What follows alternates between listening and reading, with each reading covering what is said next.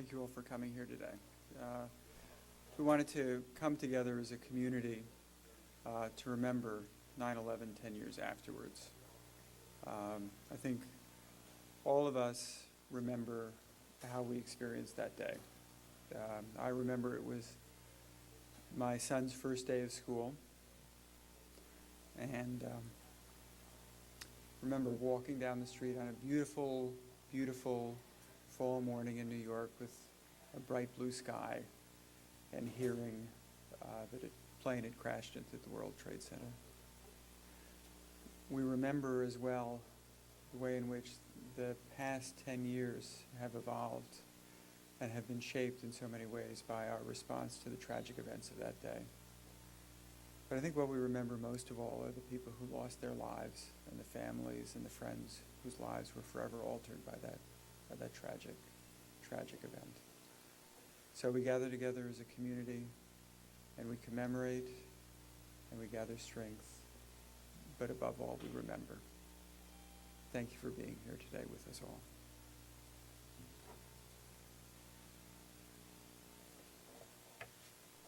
So we'll begin with a musical interlude.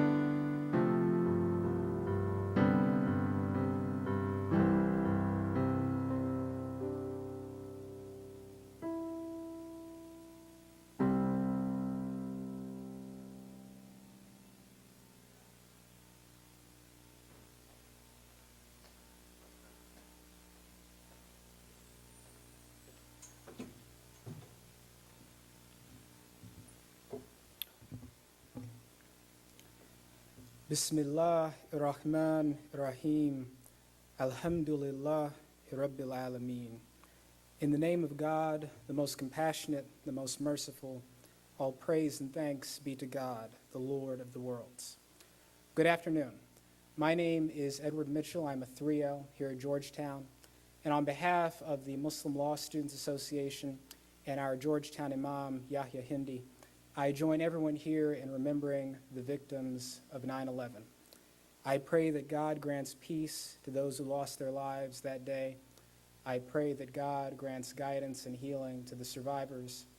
And I also want to take this opportunity to pray that God will guide us to learn from the example of those who lost family and friends that day. Because you see, over the past 10 years, those people who lost loved ones have really embodied a divine teaching, a divine principle that you find in Islam, Christianity, Judaism, and other major religions.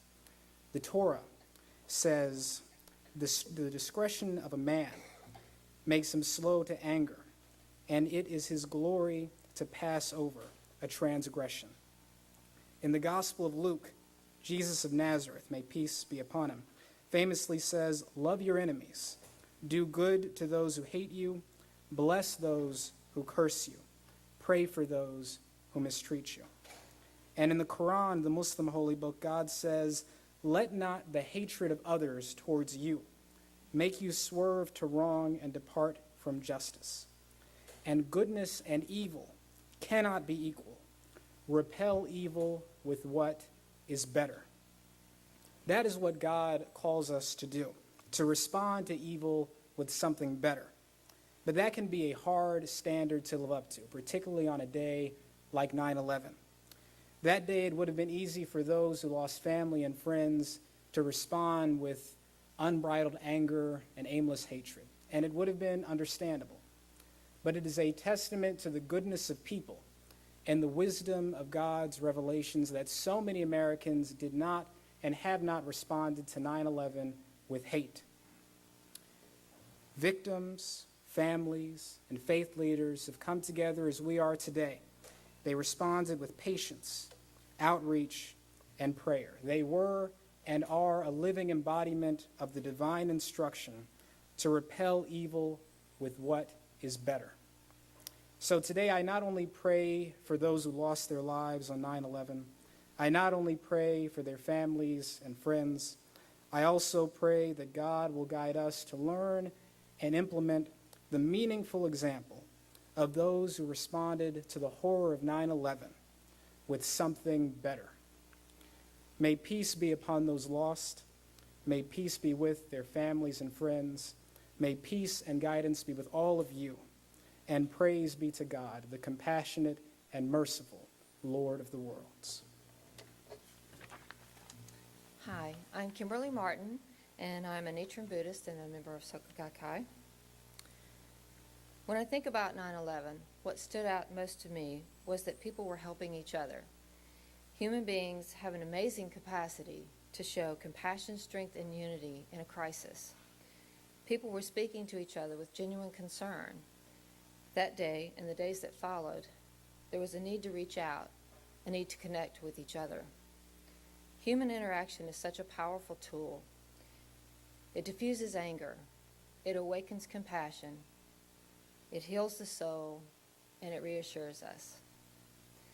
It is easy to rely on technology to communicate, but technology does not replace human interaction. It does not replace a face-to-face conversation. It does not replace an encouraging smile.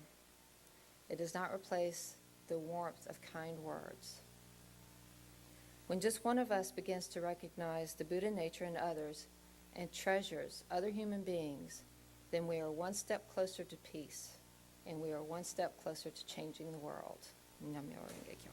Good afternoon. My name is Elon Weinberger, and I'm a third-year evening student here at Georgetown.